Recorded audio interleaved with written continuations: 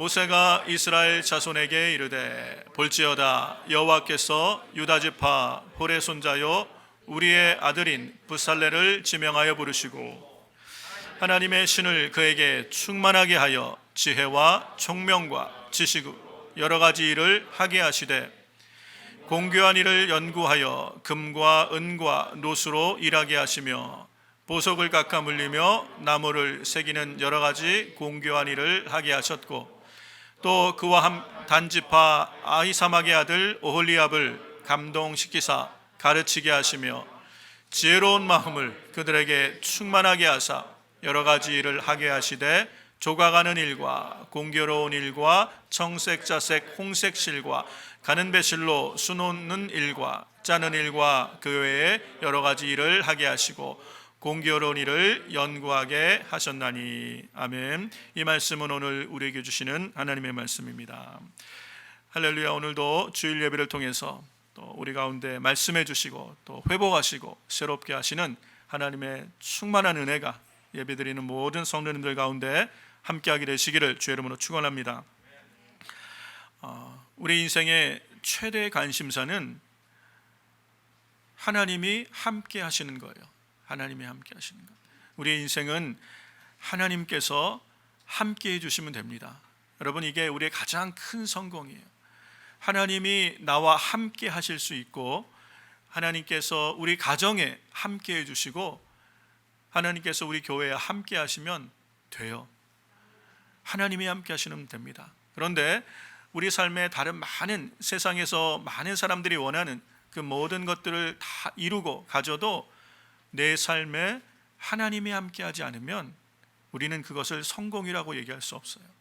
우리 가정에 하나님이 함께해 주시지 않는다면 우리는 이 험한 세상 끝까지 믿음으로 승리할 수 없을지도 몰라요. 우리 순전한 교회에 하나님이 함께하지 않으면 우리가 하는 이 모든 것들은 사실은 하나님과 상관없는 의미 없는 일이 될 수도 있어요. 그래서 우리의 삶의 가장 소중한 것은 하나님이 함께 해주시는 거예요. 우리 측면에서는 하나님과 동행하는 것이에요. 그 삶이 우리가 끝까지 믿음 안에서 승리하는 복 있는 삶인 줄로 믿습니다. 그래서 우리의 관심에는 항상 이것이 있어야 돼요. 하나님과 함께하고 있는가? 아니, 주님이 지금 나와 함께하고 계시는가? 성령님이 지금 우리 가정에 함께하고 계시는가? 성령께서 우리 순전한 교회에 함께하셔서 우리를 이끄시고 계시는가? 그러면 되는 것이에요. 그러면 하나님의 신이 우리를 이끄셔서 하나님의 뜻을 이루는 삶으로 인도하여 가시는 줄로 믿습니다. 여러분, 우리가 이 하나님과 함께하는 동행하는 삶을 살기 위해서 가장 필요한 것이 경건의 훈련이라고 말씀을 드렸습니다. 제가 아직 빠르네요.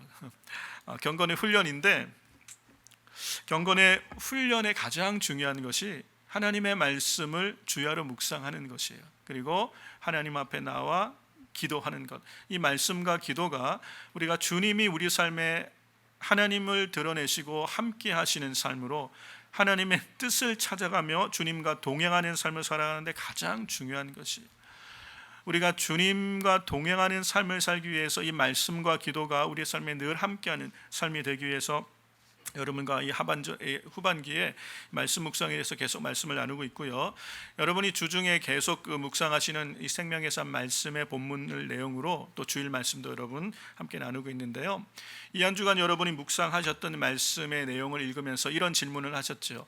이거 앞에서 나왔던 내용인데 똑같이 반복되는 거네? 라는 그런 생각을 하셨을지도 몰라요. 왜냐하면 그 성막을 지으라는 내용이 출애굽기 25장에서 거의 31장까지 내용이 나오는데 그 내용이 또다시 35장부터 이 40장까지 반복되는 것처럼 보여요. 똑같은 말씀을 하고 계시거든요. 성막을 짓는 데 필요한 재료, 그리고 필요한 여러 가지 사람들, 그리고 여러 가지 치수, 무엇을 짓는지 똑같은 내용이 반복되는 것처럼 보일 수가 있다는 것이에요. 그런데 우리가 조금 자세히 들여다보면 이게 똑같은 내용을 반복하시는 것이 아니고요. 출애굽기 25장에서 하나님께서 모세를 시내산에 부르시잖아요. 그러셔서 모세가 40일 동안에 금식하며 하나님 앞에 기도할 때에 하나님께서 모세의 영적인 안목을 열어주신 것 같아요. 그래서 하나님께서 모세에게 말씀하시는 하늘 성막을 모형으로 하나님께서 성막을 짓는 것들을 자세하게 말씀해 주신 내용이 출애굽기 25장부터 31장까지 거의 진행되어진 성막을 짓는 내용들이에요. 그 말씀들의 특징이 뭐냐면 이렇게 만들지니라 라고 말씀, 만들지니라 라는 말로 끝나요. 하나님께서 모세에게 명령하시는 거예요. 너는 이렇게 만들지니라. 그런데 35장부터 40장까지 나와서 다시 반복되는 것처럼 보이는 이 성막을 지으라는 내용은 또 이런 말씀으로 끝나요. 만들었더라 또는 이루었더라. 그리고 40장에 가면 여호와께서 모세에게 명하신 대로 다 행하였더라. 완성되어진 걸 얘기하는 것이요. 그러니까 무슨 얘기예요? 하나님께서는 시내산에서 모세에게 명령하신 것을 모세가 이스라엘 백성들에게 얘기했을 때, 우리가 지금 이 한 주간 읽었던 본문의 출애굽기 성막 이야기는 이스라엘 백성이 하나님께서 모세에게 명령하신 대로 그대로 실천해서 완성한 것을 얘기하고 있는 거예요. 앞부분은 하나님의 명령이었고 뒷부분은 지금 우리가 읽고 있는 부분은 그 명령에 순종하여 성막을 완성하고 있는 지금 과정에 있는 걸 볼 수 있습니다. 이렇게 하나님이 말씀하시고 하나님의 명령이 사람들을 통하여 이렇게 완성되어져 가는 것들을 보면서 우리는 중요한 영적 원리를 발견할 수 있다는 것이에요.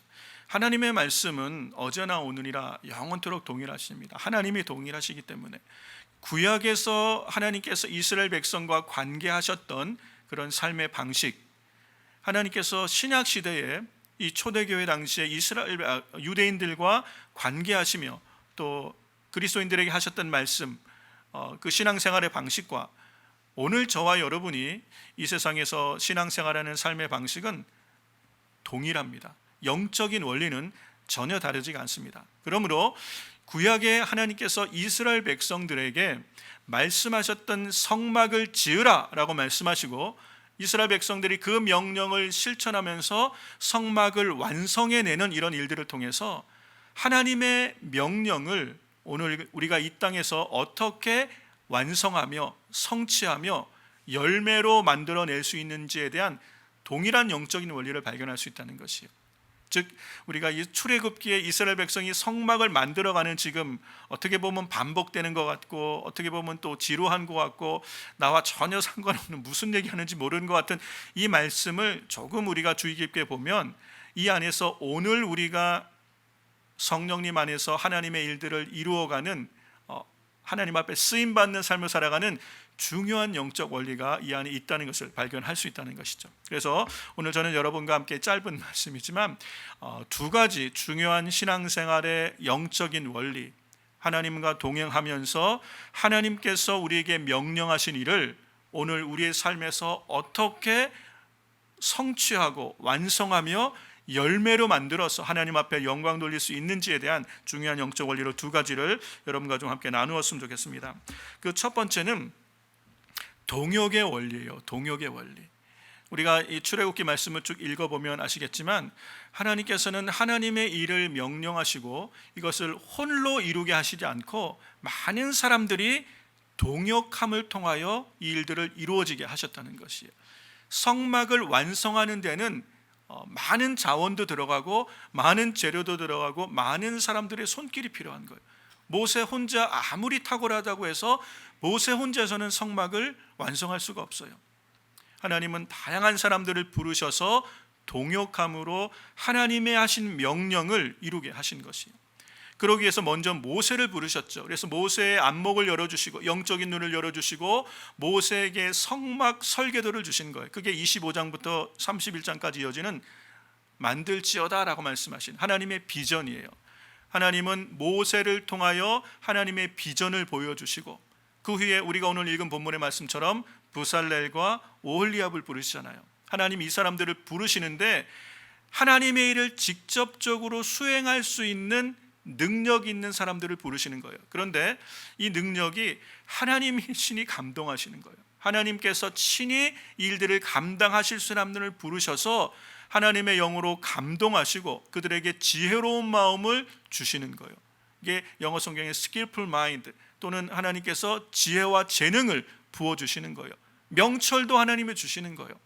하나님께서 그렇게 부르시고 그렇게 재능을 주신 사람들을, 부살렐과 오홀리압을 세우셔서, 그러니까 지도자들이죠. 하나님의 어떤 일들을 이루기 위한 지도자들을 세우셔서 하나님의 일들을 하게 하세요. 그것뿐만이 아니라 우리가 계속 성경을 쭉 읽어보시면 여러분이 보셨겠지만 자원하는 자들이 많이 나타나요. 이 부살렐과 오홀리압뿐만 아니라 성막을 짓는데 많은 일들을 하잖아요. 지성소에 들어갈 기구들도 짓고, 그리고 번제단도 만들어야 되고, 물두멍도 만들어야 되고, 여러 가지 성막을 만드는 어떤 벽을 만들어야 되고, 또 내겹에 또 지붕도 만들어야 되고, 이 많은 일들을 위해서 많은 손길이 필요한데 하나님께서 자원하는 많은 사람들을 붙여주시는 거예요. 그렇게 해서 하나님의 일들을 함께 하게 하세요. 뿐만 아니라 이스라엘 백성들의 마음에 감동을 주셔서 자원하는 백성들이 하나님 앞에 예물을 드려서, 이 성막을 짓기 위해서는 많은 예물이 들어가잖아요. 어떤 분이 이걸 연구를 하셨는데, 성막을 만들기 위해서 들어간 금, 성막이 다 안에가 금이잖아요. 금으로 만들어졌는데 얼만큼의 오늘로 하면 얼만큼의 재정이 들어갔나? 600억 정도의 재정이 들어갔대요. 성막이 굉장히 작습니다. 그리고 이게 크지 않은 성막에 들어간, 오늘날 금의 시세로 했을 때 600억 정도의 돈이 들어갈 만큼 많은 자원이 필요한 거예요. 그런데 하나님께서 이스라엘 백성들에게 감동하셔서 자원하는 자들의 헌신을 통하여 하나님은 이 일들을 이루어 가신 거예요. 그러니까 하나님께서 시내산에서 모세에게 주신 비전, 하나님의 명령, 만들지어다, 하나님께서 이스라엘 가운데 함께 하시며 그들을 인도하시며 보호하실 하나님의 함께 하시는 처소로 지어질 성막을 동역하여 만들게 하셨다는 것이, 하나님이 함께 하시고 동역하여 주의 일을 이루게 하실 때 40장의 결국은 여호와께서 모세에게 이루신 대로 다 그대로 행하였더라, 완성되어지는 성막을 볼 수 있다는 것이에요. 사랑하는 성도 여러분, 하나님께서 구약에 이스라엘 백성들에게 명령하신 일을 완성하시고 하나님의 일을 이루어 가시는 일은 동역을 통하여 이루신다는 걸 알 수 있어요. 여러분, 이것은 신약 시대도 마찬가지고요, 지금 우리가 신앙생활하는 우리 시대도 마찬가지예요. 하나님께서는 각 사람에게, 또는 여러분의 가정에, 또는 우리 교회에 하나님이 주신 명령이 있죠.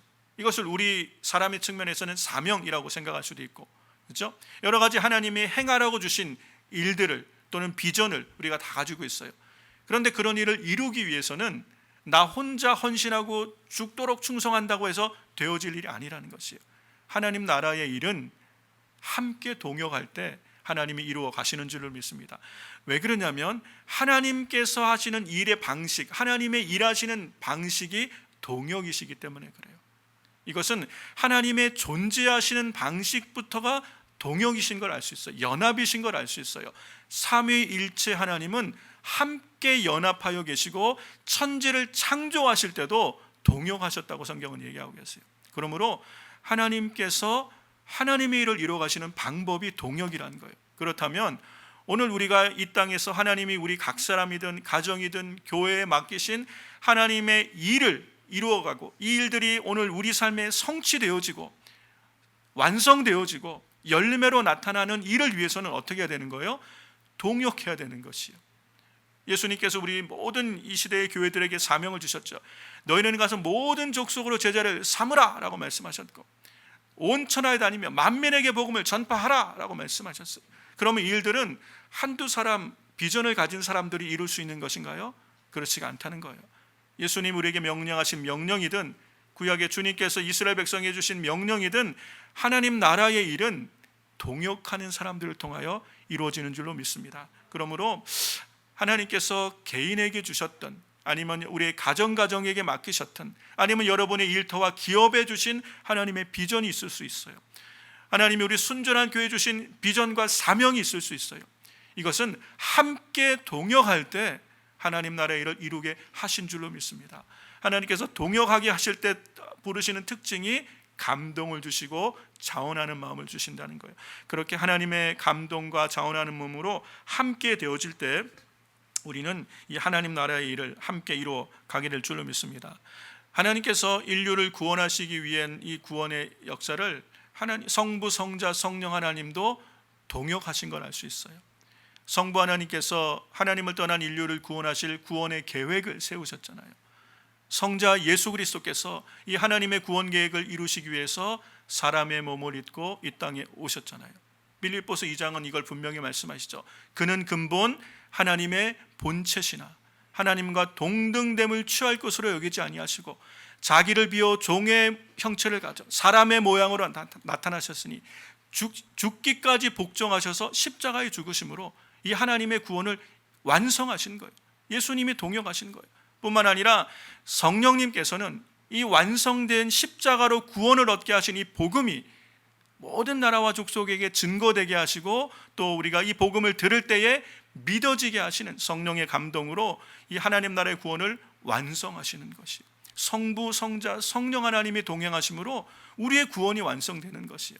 마찬가지로 하나님께서 우리에게 주신 여러 가지 사명들은 성도들이 한 마음이 되어 동역할 때 하나님의 일들을 이루어 가게 하신 줄을 믿습니다. 그러므로 우리가 주의 일을 감당할 때 순전한 교회라는 공동체를 통하여 하나님이 이루시는 일을, 이루시기 원하시는 일을 우리 가운데 이루어 가실 때 이것은 성도들이 한 마음으로 함께 동역함으로 이루어 가게 하시는 줄로 믿습니다. 부산에 수영로 교회라는 좋은 교회가 있어요. 거기 원로 목사님으로 오랫동안 정말 목회를 잘하시고 은퇴하신 이 정필도 목사님이 하신 말씀이 있는데 그 교회에서 얘기하실 때 하신 말씀인데 교회의 일은 반대만 하지 않으면 된다. 이게 그분의 간증이에요. 그분이 오랫동안 수십 년을 목회를 하시면서 자신의 경험으로 볼 때 교회의 일은 하나님이 하신다는 얘기예요. 하나님이 하나님의 사람들, 감동되어지고 자원하는 하나님의 사람들 통하여 이루어 가신다는 거예요. 재정이 없어서 하나님의 일을 못하는 것도 아니고 사람이 없어서 못하는 것도 아니고 실력이 없어서 못하는 것이 아니라 반대만 하지 않으면 하나님은 하나님의 일을 이루어 가신다는 것이에요. 하나님은 반드시 하나님의 명하신 일을 이루어 가시는 것이에요. 그러므로 우리에게 자원하는 마음과 동역하는 마음으로 주님께 서면 주께서 우리에게 필요한 지혜와 능력과 실력과 우리의 삶의 환경들을 하나님께서 바꾸셔서 주의 일을 감당할 수 있는 사람들로 하나님 앞에 쓰임받는 사람들로 우리를 세워 가실 줄로 믿습니다. 이 분명한 비전과 은혜가 우리 가운데 있게 되시길 주의 이름으로 축원합니다. 이 두 번째, 하나님께서 하나님의 일을 오늘 우리 시대에도 동일하게 완성하시고 성취하시며 열매를 거두시는 방법 중에 하나가 순종을 통하여 이루신다는 거예요. 너무 당연한 얘기예요. 너무 당연한 얘기. 하나님은 순종하는 사람들을 통해서 하나님의 일을 이루세요. 여러분, 하나님께서 아무리 위대하고 거창한 일을 우리에게 말씀하셔도 순종하지 않으면 이룰 수 없는 것이, 하나님께서 여러분 각 사람에게 아무리 위대한 비전을 주셔도 아무리 큰 꿈을 주셔도 여러분이 순종하지 않으면 이루어질 수 없는 것이에요.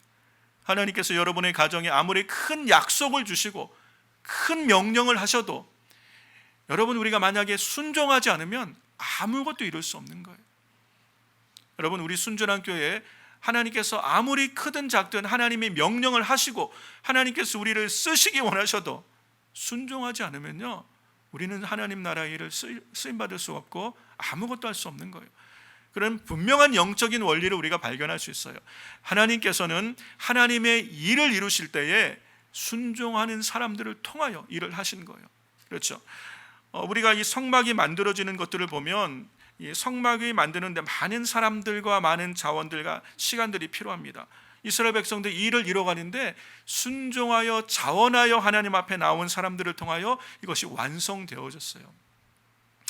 가만히 보면 이 하나님 나라의 모든 일은요 다 순종하는 사람을 통하여 이루어진 거예요.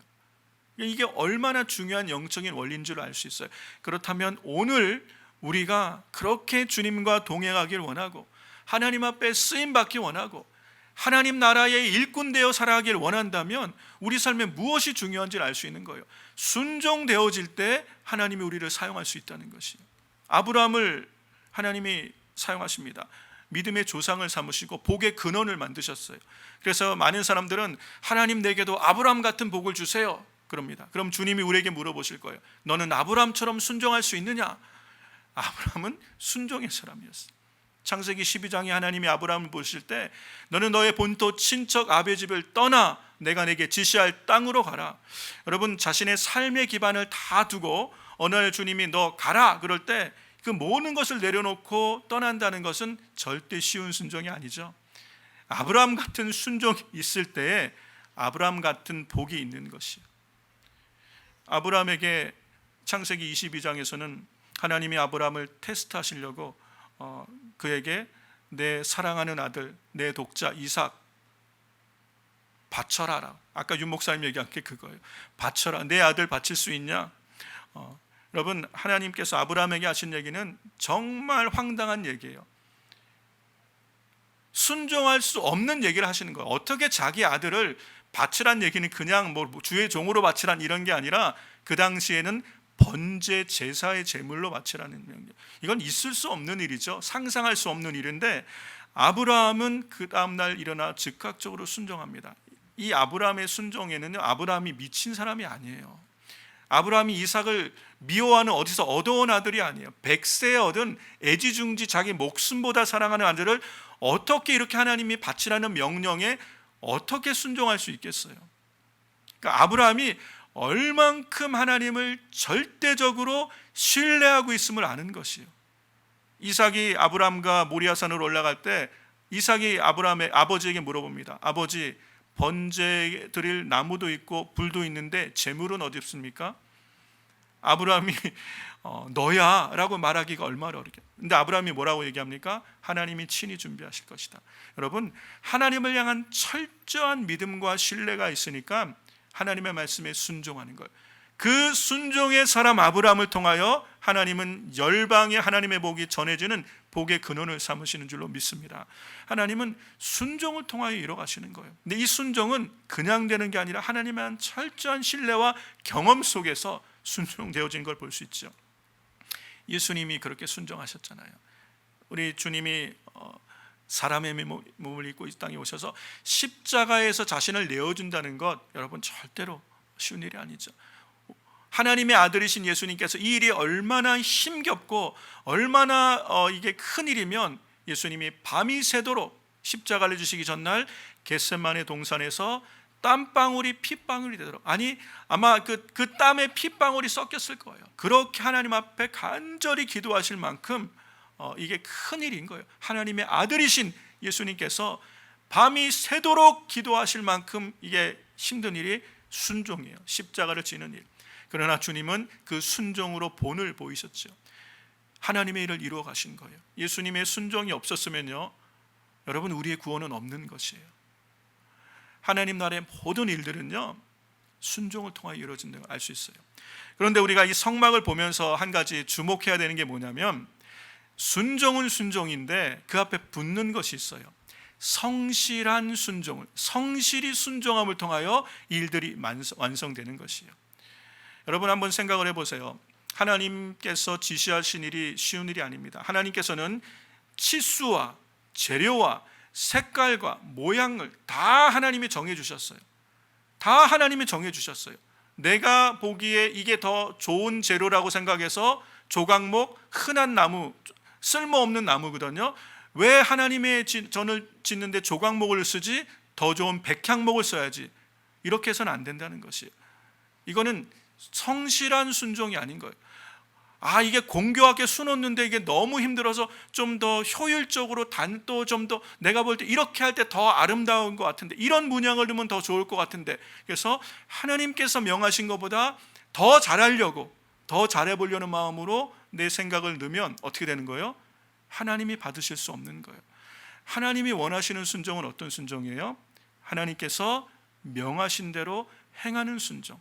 그래서 성실한 순종을 원하시는 것. 이 성실한 순종을 다른 말로 말하면 충성이라고 얘기하는 것이죠. 충성. 하나님은 충성된 자를 찾으시는 거예요. 하나님이 명하시는 대로 순종하는 것이 중요한 거지, 내 생각에 옳다고, 이것이 더 좋다고 여겨서 나는 하나님을 위해서 더 잘하려고 했다고 하는 것은 하나님 앞에 핑계가 되지 못하는 거예요. 이건 왜곡된 순종이에요. 여러분, 우리 안에 이 자기 열심으로 말미암아 자칫 왜곡된 순종이 나타날 때 나타나는 현상이 뭐예요? 나도 모르는 사이에 금송아지를 만들어갈 수 있다는 것이에요. 이스라엘 백성은요, 하나님을 향한 열심을 낸 거예요. 모세가 보이지 않으니까 우리를 애굽에서 인도하여낸 신을 만들라. 그 신을 금송아지로 만들어낸 거예요. 여기에 자기의 생각이 들어가고 자기의 욕심이 들어간 것이. 그리고 그날을 여호와의 절기다, 성일이다, 그렇게 만들어내서 그 앞에서 뛰놀고 기뻐한 거예요. 그들은 열심히 썼고 자원해서 금은 폐물을 드렸는데 그것이 하나님을 기쁘시게 하는 것이 아니에요. 왜요? 하나님의 명하신 방법대로 한 것이 아니기 때문에. 그러므로 여러분, 순종이 중요한데 이 순종이 어떤 순종이 돼야 하나님을 받으십니까? 성실한 순종이 되어야 되는 거예요. 이걸 다른 말로 충성이라고 얘기해요. 그래서 신약 성경의 마지막을 얘기할 때 예수님의 많은 비유들과 사도 바울의 가르침 중에 마지막을 얘기하면서 하나님이 찾으시는 사람이 충성된 사람이다라고 얘기하시는, 충성된 사람이다. 잠언에서도 동일한 얘기를, 충성을 얘기하고 있죠. 잠언 25장 13절에도 한번 보세요. 충성된 사자는 그를 보낸 이에게 마치 추수하는 날의 얼음 냉수 같아서 그 주인의 마음을 시원케 하느니라. 주인의 마음을 시원하게 하는 것, 하나님의 마음을 흡족하게 하는 것은 충성된 사자라는 것이에요. 그 주인이 보내신 그대로 할 수 있는 그 사람, 하나님 그 사람을 통하여 영광을 받으시는 거예요. 여기에 내 생각이 들어가고 내 의견이 들어가고 내 욕심이 들어가고 내 사심이 들어가면 우리는 내가 하는 열심이, 충성이라고 생각한 그 열심이 금송아지를 만들어내는 엉뚱한 일로 되어질 수도 있다는 것을 깨달을 수 있어야 된다는 것입니다. 그래서 우리 주님은 충성을 기뻐하십니다. 누가복음 16장 10절에서도 우리 주님이 말씀하십니다. 지극히 작은 것에 충성된 자는 큰 것에도 충성되고 지극히 작은 것에 불의한 자는 큰 것에도 불의하니라. 우리 주님이 찾으시는 사람이 누군지를 알 수 있어요. 우리 주님은 충성된 사람을 찾으시는 거예요. 충성된 사람. 하나님은 그 사람을 통하여 주의 일을 이루시는 거예요. 사도 바울도 동일한 얘기를 합니다. 디모데후서 2장 2절에 유명한 말씀이 있죠. 충성된 자에게 부탁하라는 거예요. 그가 또 다른 사람을 가르칠 수 있으리라. 하나님 나라의 일을 누구에게 부탁하라는 거예요? 충성된 사람에게, 성실하게 순종할 수 있는 사람, 곧 하나님이 명하신 그대로 순종할 수 있는 사람에게 부탁하라는 얘기예요. 이 사람이 또 다른 사람을 가르칠 수 있겠다는 것이. 제가 성경을 보면서 늘 하나님 앞에 마음을 다잡는 그 중요한 말씀이 있습니다. 제가 한두 번 말씀드린 적이 있는데, 저는 이 마태복음 25장은 재림장이라고 우리가 알죠. 마지막 때에 되어질 일들을 예수님이 비유로 말씀하시는데, 이 말씀을 읽으면서 늘 제 마음 가운데 제가 늘 도전받는 게 이 말씀이에요. 마태복음 25장 21절 같이 읽어볼까요? 그 주인이 이르되 잘하였도다 착하고 충성된 종아, 내가 작은 일에 충성하였음에 내가 많은 것으로 내게 맡기리니 내 주인의 즐거움에 참여할지어다. 여러분, 마지막 때 우리가 주님 앞에 설 때에 주님이 우리를 향하여, 주님께서 우리를 향하여 평가하시는 기준이 뭔지를 아는 것, 이게 중요해요. 이게 지혜예요. 주님이 우리가 다 마지막 때 하나님 앞에 서게 될 것이에요. 그렇죠? 우리에게는 끝이 있다는 거예요. 그 끝에 하나님 앞에 다 설 때에 예외 없습니다. 다 하나님 앞에 서게 될 때에 주님이 나를 무엇이라고 칭하느냐, 이게 굉장히 중요한 거예요. 그런데 어떻게 우리를 부르시냐면 착하고 충성된 것이 기준이에요. 착하고 충성된 종아라고 부를 수 있다면 그 사람은 성공한 인생이에요. 왜요? 주인의 즐거움에 참여할 수 있기 때문에. 하나님의 영광에 참여할 수 있는 사람은 착하고 충성된 종이에요. 그런데 우리가 이 마지막 땅에 악하고 게으른 종아라고 만약에 우리를 주님 부르신다면, 우리가 이 땅에서 내가 원하는 것을 다 이루었고 남부럽지 않은 것을 다 이루었다 할지라도 그것은 결코 성공한 인생이라고 말할 수 없을 거예요. 왜냐하면 그 주인의 즐거움에 참여할 수 없기 때문에. 바깥 어두운 데 나가 슬피 울며 이를 갈미 있을 것이기 때문에. 여러분, 우리 인생의 진정한 성공이요, 하나님 앞에 섰을 때에 그 주인의 즐거움, 영원한 영광에 참여하게 되는 것. 그럴 때 하나님이 어떤 사람을 부르신다는 것이에요? 착하고 충성된 종아. 그래서 우리가 사역을 하든 하나님 나라의 일을 감당하면서 우리가 순간순간 확인할 수 있어야 돼요. 나는 사람을 기쁘게 하기 위해서 일을 하는가? 하나님을 기쁘시게 하기 위해서 일을 하는가? 나는 내게 맡겨진 일을 감당할 때 우리는 각 사람이 각 사람의 위치와 역할을 가지고 하나님 나라의 일을 동역합니다. 그때 나는 어떠한 마음으로, 어떠한 마인드로 하나님 앞에 서 있는가?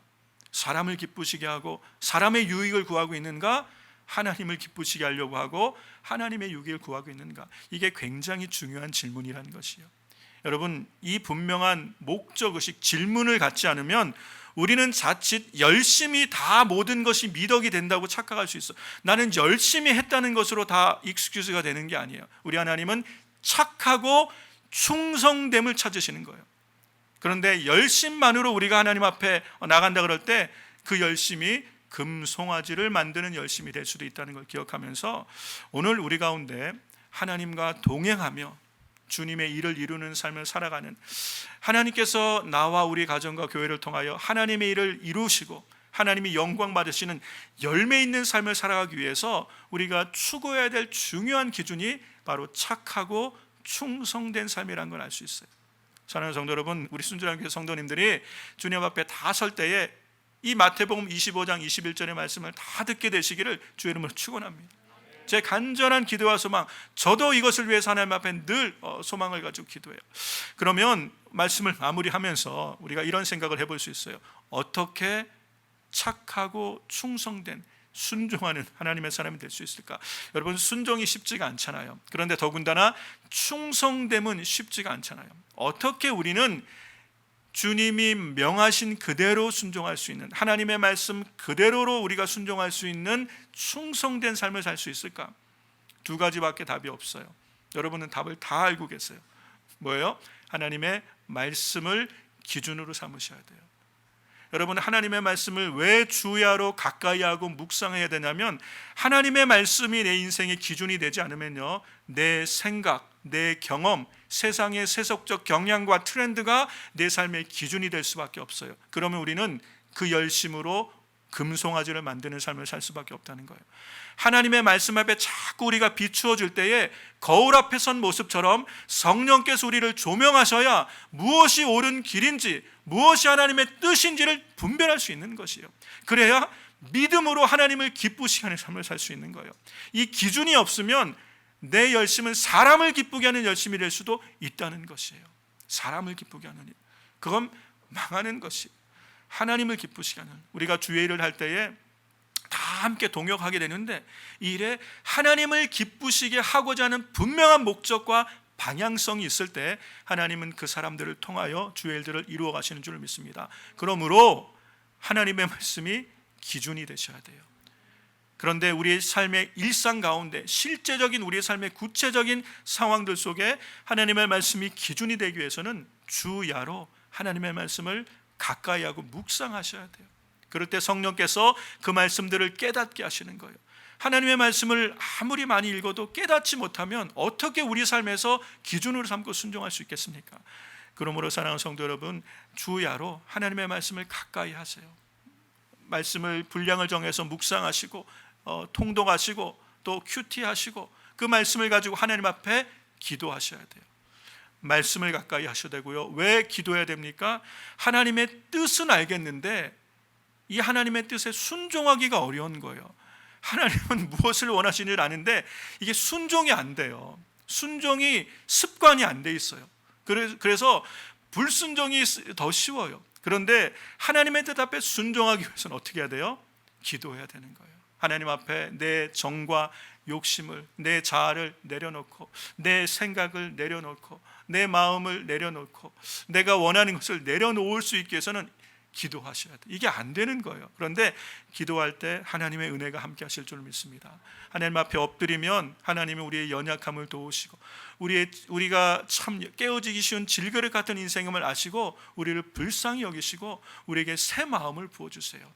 하나님이 우리 마음을 만지실 때 우리가 기쁨으로, 이 구약에 지금 이스라엘 백성들에게 자원하는 마음을 주신 것처럼 자원하는 마음으로 하나님 앞에 순종하게 될 줄로 믿습니다. 그래서 기도하고 하나님의 말씀을 가까이 할 때 우리는 하나님 앞에 충성됨으로 나아갈 수 있고, 하나님은 그 사람을 찾으셔서 그 사람에게 주의 일을 맡기셔서 하나님의 일을 완성하시고 세계복음화를 완성하시며 하나님의 영광에 참여하는 자들로 사용하여 되실 줄로 믿습니다.